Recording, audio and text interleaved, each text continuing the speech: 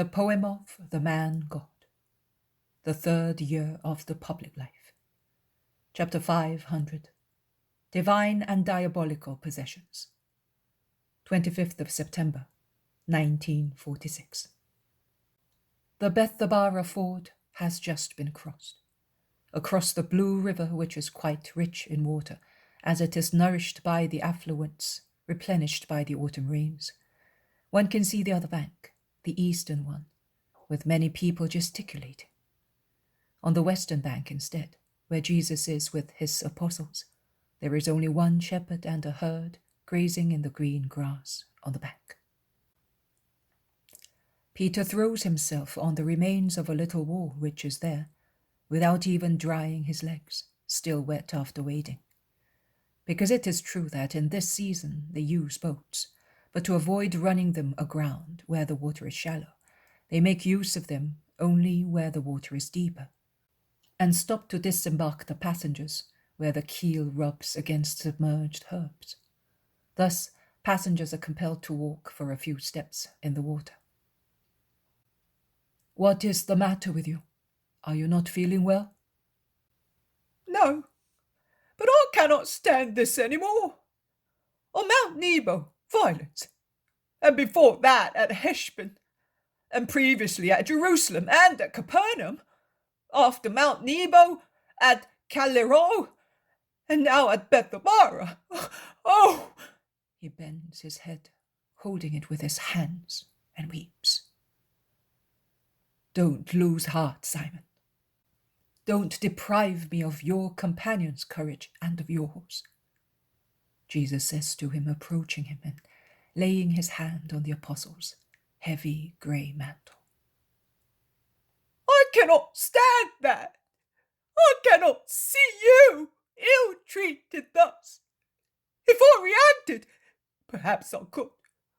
But having to restrain myself and hear their insults and see you suffering as if I were a powerless baby, oh, it breaks my heart, and I feel worn out.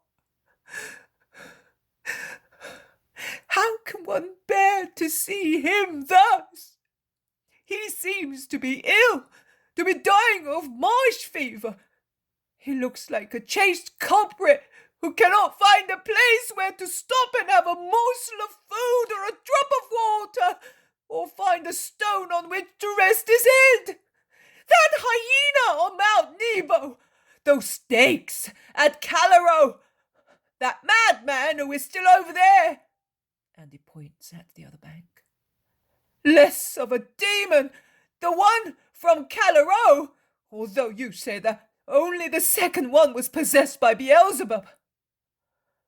I am afraid of possessed people. I think that if Satan sees them thus, they must have been very bad. But man may fall without being completely willing to do so. Those instead, who, without being possessed, behave as they do, with their reason completely free. Oh, will you never subdue them, considering that you do not want to punish them, and they will defeat you?" And the faithful apostle, whose tears had stopped during his outburst of anger, resumes weeping bitterly. "My dear Peter, and do you think that they are not possessed? Do you think that, to be possessed, one must be like the man from Calero, or like other people we have come across? Do you think that obsession is displayed only by unbecoming shouts, by bounds, by fury, by mania for living in dens, by stubborn silence, by impediments in limbs, by benumbed minds, so that the person possessed speaks and acts unconsciously? No. There are also more subtle and powerful obsessions, nay, possessions. And they are the most dangerous ones, because they do not hinder or weaken reason, so that it may not accomplish good deeds, but they develop it, nay, they expand it, so that it may be powerful in serving him who possesses it. When God takes possession of an intellect and makes use of it for his service, he instills into it, in the hours in which it is at God's service, a supernatural intelligence which greatly increases the natural intelligence of the subject. Do you think, for instance, that Isaiah, Ezekiel, Daniel, and the other prophets, if they had had to read and explain those prophecies, as written by others, would not have found the indecipherable obscurities that present-day people find? And yet, I tell you, they understand them perfectly while receiving them. Look, Simon, let us take this flower which has grown here at your feet. What can you see in the shade enveloping this calyx? Nothing. You can see a deep calyx and a little mouth, and nothing else. Now look at it while I pick it and put it here in the rays of sunlight. What do you see? I see some pistils, some pollen, and a little crown of down, which looks like cilia, around the pistils, and a tiny strip, all beetle-browed, adorning the large petal, and the two small ones, and I see a tiny drop of dew at the bottom of the calyx. And oh, a midge has gone down into it to drink, and has become entangled in the beetle-browed down, and cannot free itself. So, let me have a better look. Oh, the down is sticky like honey, I see. God made it thus, so that the plant may feed on it, or birds may be nourished eating the flies, or the air may be purified. How wonderful! But without the strong sunshine, you would not have seen anything. No. The same happens in the case of a divine possession. Man, who of his own puts only the goodwill to love his God wholly, to give himself up to his will, to practice virtues and control passions, is absorbed in God, and in the light that is God, in the wisdom that is God. He sees and understands everything. Later, when the absolute action comes to an end, a state takes over in the creature, whereby what has been received is transformed into a rule of life and sanctification, but becomes obscure, or rather, what previously seemed clear becomes crepuscular. The demon, a perpetual mimic of God, causes a similar effect, although limited because God only is infinite, in the mental obsession of those who are possessed, because they gave themselves spontaneously to him in order to be triumphant, and it grants them a superior intelligence, devoted exclusively to evil, to harming, to offending God and man.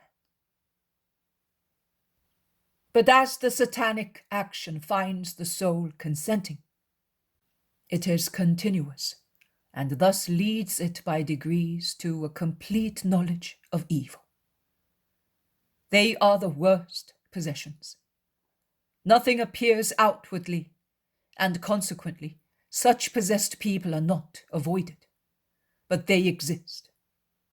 As I have often told you, the Son of Man will be struck by people possessed that way. But could God not strike hell? Asks Philip. He could. He is the stronger. And why does he not do so to defend you? The reasons of God are known in heaven. Let us go, and do not lose heart. The shepherd, who has been listening without pretending to do so, asks, Have you a place where to go? Are you expected? No, man. I should go beyond Jericho, but no one is expecting me. Are you very tired, Rabbi? Yes, I am tired.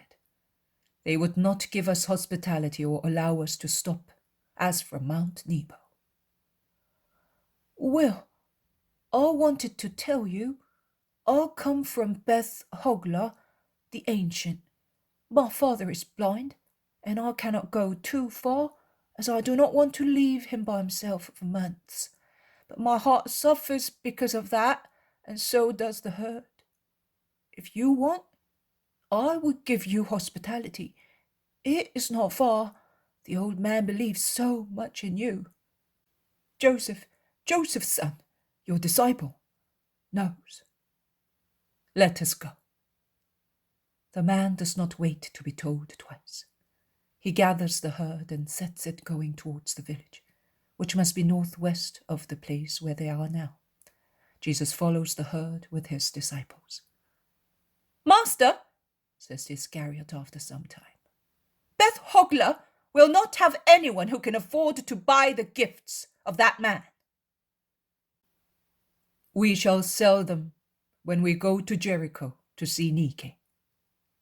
The fact is that this man is poor, and we will have to requite him, but I have not a penny left. We have food, and plenty of it, also for some beggars.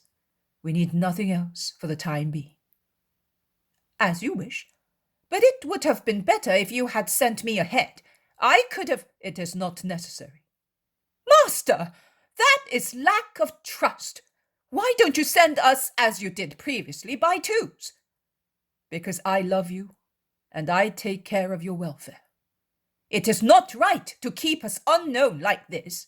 People will think that we are not worthy, not able. Once you used to let us go. We preached, we worked miracles, we were known. Do you regret that you no longer do so? Did it do you any good to go without me? You are the only one to complain that you do not go by yourself. Judas.